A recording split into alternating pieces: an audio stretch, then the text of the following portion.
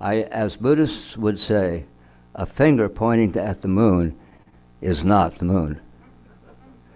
So for me, what is spiritual is always spontaneous and indescribable when I'm totally engaged beyond words.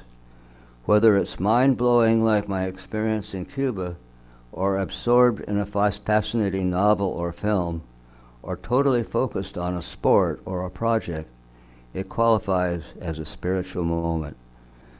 It's no coincidence that total focus in sports is called runner's high. Once I threw my favorite waltz partner into a new turn. I was loved waltzing when my legs worked. That came to me even as we were doing it. She responded instantly with a spontaneous move of her own that left me breathless. And then she used this expression that I'm sure we've all heard. "We were in the zone," she said. And it's also no coincidence that Ram Dass titled his famous first book, "Be Here Now." Be here now. Or that another Zen master closed all his letters to students, "Only don't think." I like that one. The author of my new book, Nancy Mujo Baker, says it best. The light of pure awareness is what shines through us when we are able to be completely present right here, right now, when our minds are not clouded, defiled, darkened, with all that is afraid to allow that brightness to shine.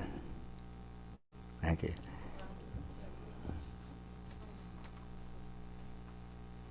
That's just one.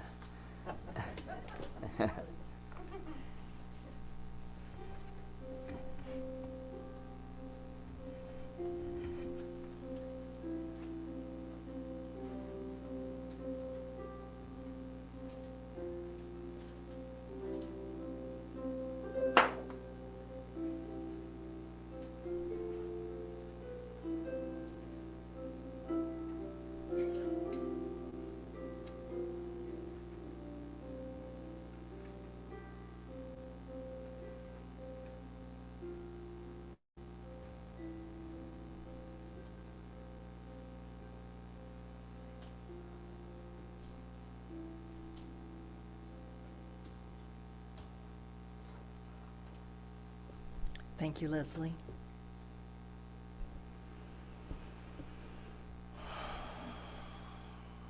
Jeff just said, quote, "The light of pure awareness is what shines through us when we are able to be completely present right here, right now, when our minds are not clouded, defiled, or darkened with all that is afraid to allow that brightness to shine."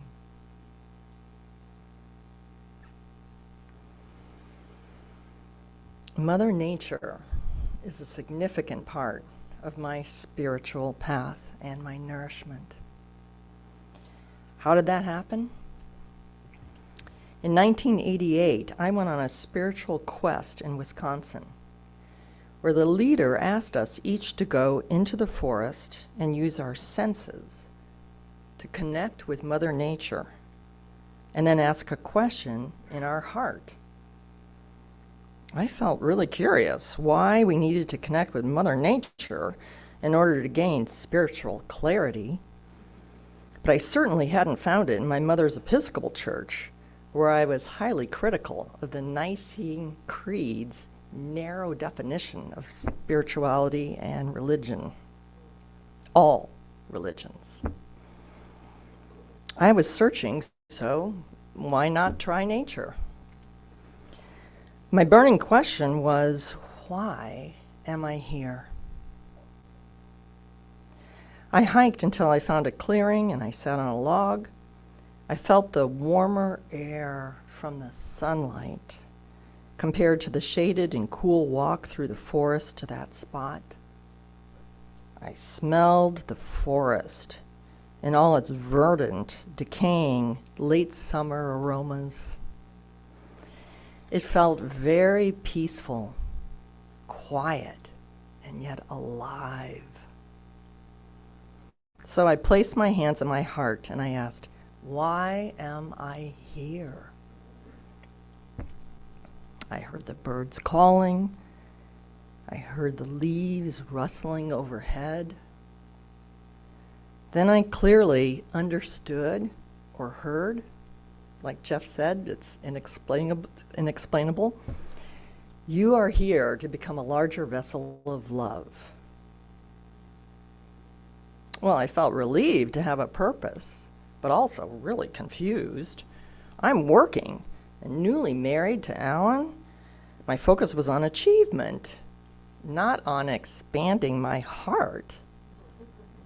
I felt my heart pounding with anxiety. As I slowly realized I wasn't breathing, I began to relax and reconnect into my senses.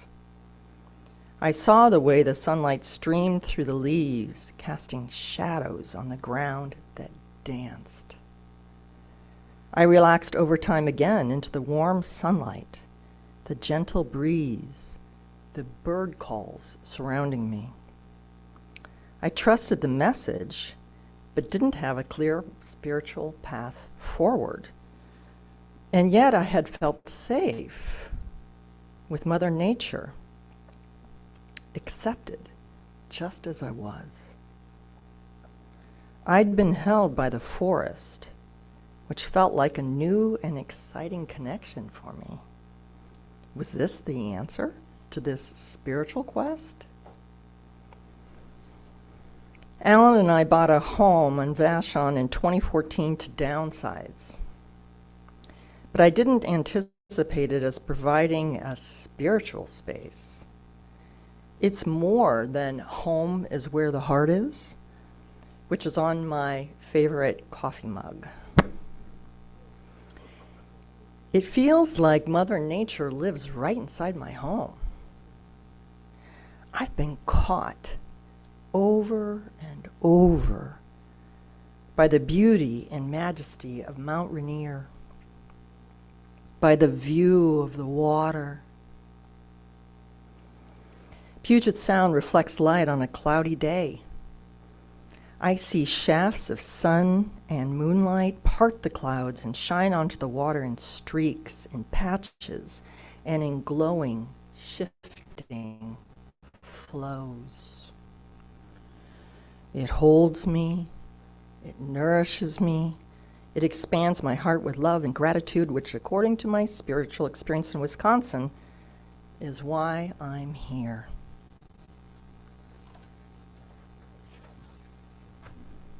Mother Nature mesmerizes me on full moon nights. The moon rises to the east and becomes visible bit by bit through the clouds. It creates an illuminated path into my sight and right into my heart. I love watching cedar waxwings alight on the dead alders and following flocks of crows as they commute towards Seattle at dusk. I'm delighted when bats cruise back and forth at nightfall, catching insects silently.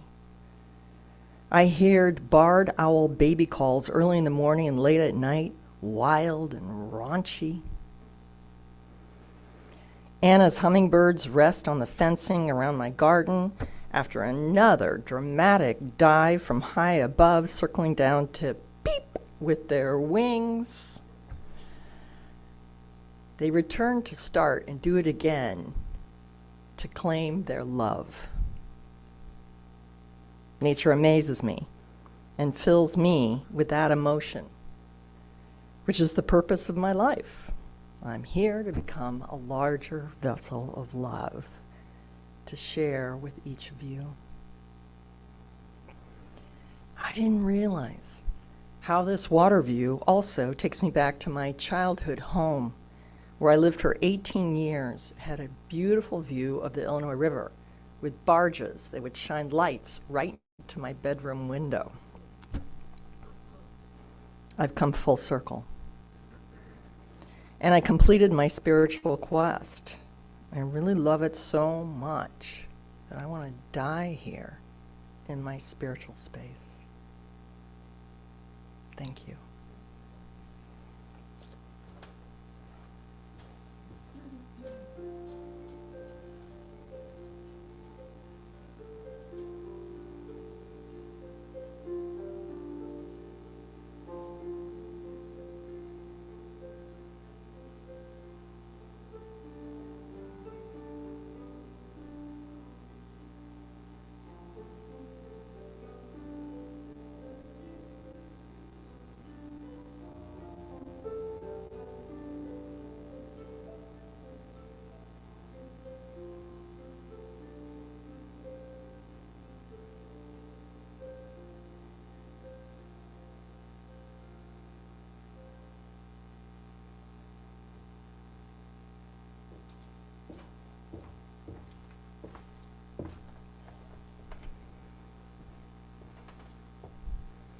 As I researched the meaning of the word spirituality, references to God, a higher being, a godlike energy continued to surface in the definitions.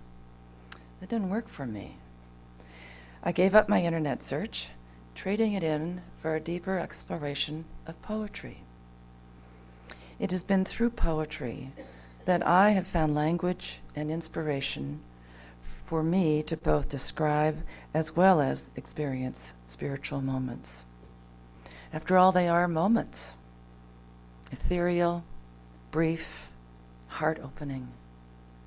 Here's part of a poem that I recently wrote about just that, moments. Osprey floats high in the air above me. Effortless movement on air currents.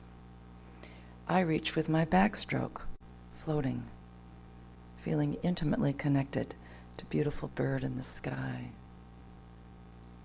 Morning drive, huge gray owl flies in front of my windshield. Gone. My silent excitement suspended as I round the corner. 8 horses gather on 2 sides of a distant fence. Movement, rearing, dust, tails in the air, excitement unleashed. An equine conversation I'll never understand. Great beings just out of reach. I rest in the unknown, grateful for brief moments of wonder. That's just it. Brief moments of wonder are transformational. They instantly take me away from my life in the car, in the kitchen, or at my computer. I'm immersed in beauty and wonder. Out with mundane and in with spiritual moments. They happen unexpectedly, offer fresh detail about something in the world that upends my sensibilities, often takes me by surprise, and drops me into gratitude. Mary Oliver writes, "The leaf has a song in it. Stone is the face of patience. Inside the river, there is an unfinishable story, and you are somewhere in it." Oliver's metaphors, and yes, she is a master, jettison me into amazement. Stone is the face of patience? Of course. That's just fantastic.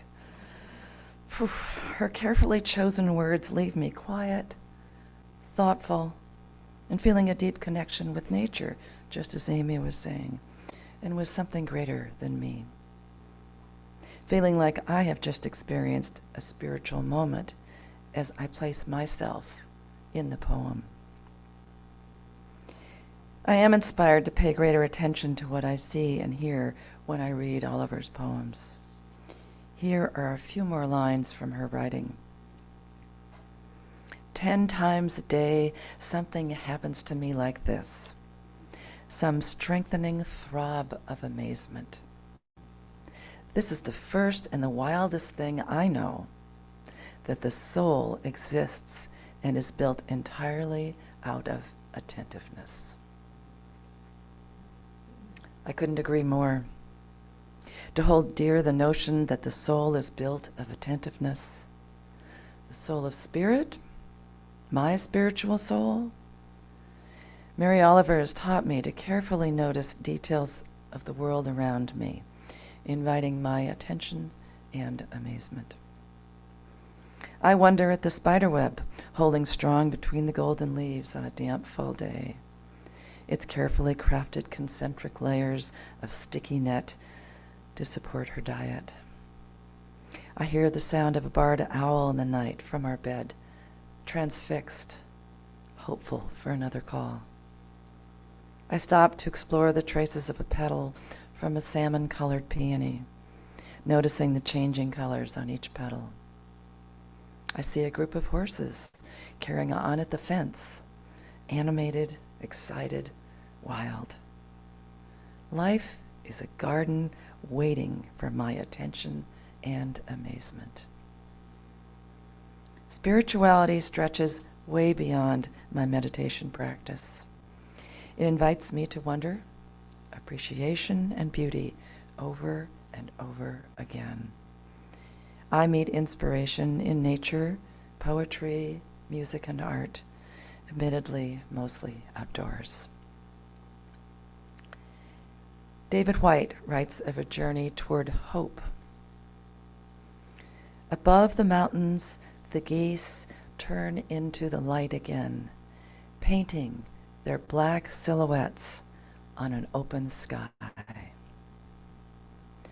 Sometimes everything has to be inscribed across the heavens so you can find the one line already written inside you.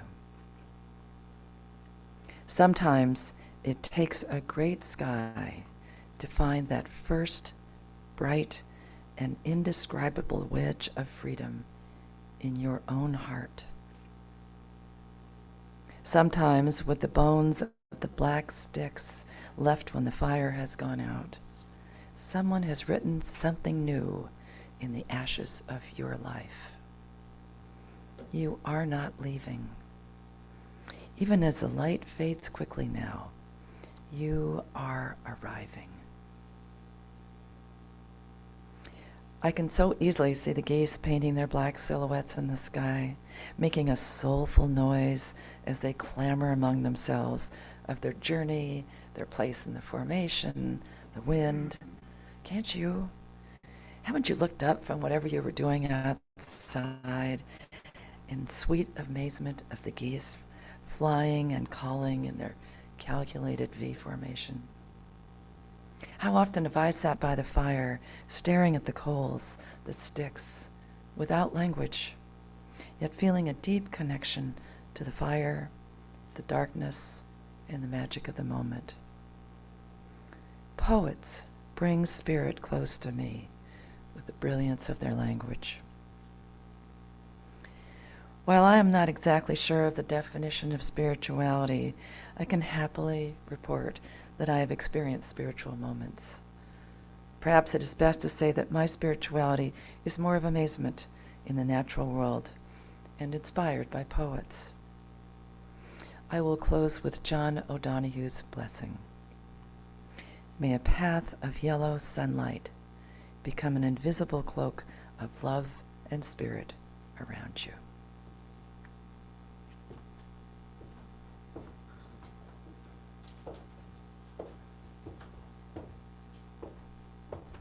Thank you, Jeff and Amy and Beth. And let's all take a moment in silence to reflect on what's been shared.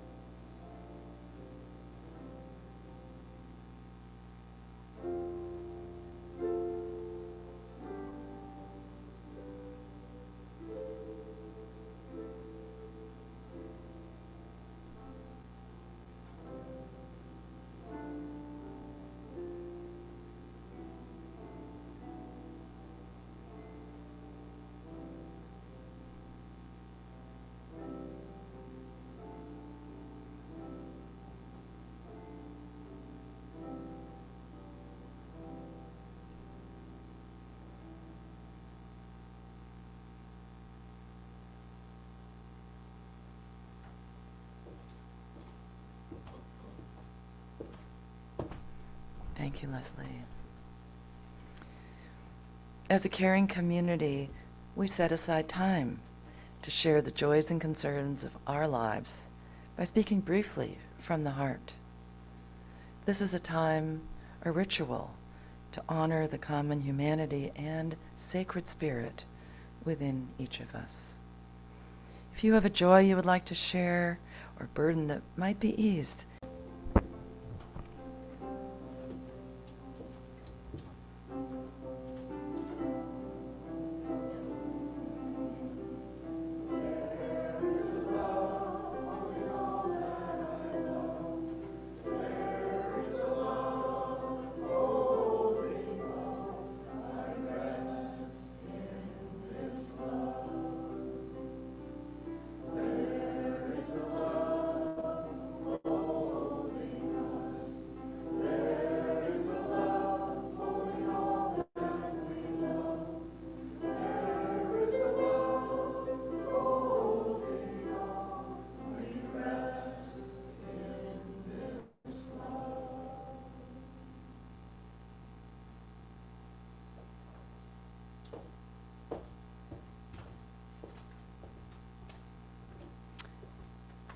As members and friends of Vashon Unitarian Universalists, we commit to supporting our congregation. Financial resources help us to pay speakers and staff and to maintain our building lease. Our congregation engages beyond our walls for peace, social and economic justice, and freedom of belief, and protection of the planet and its inhabitants. Once a month, we contribute the financial offering to an organization in our community that aligns with our values, but this collection will be for our fellowship. So I invite our greeters to come up.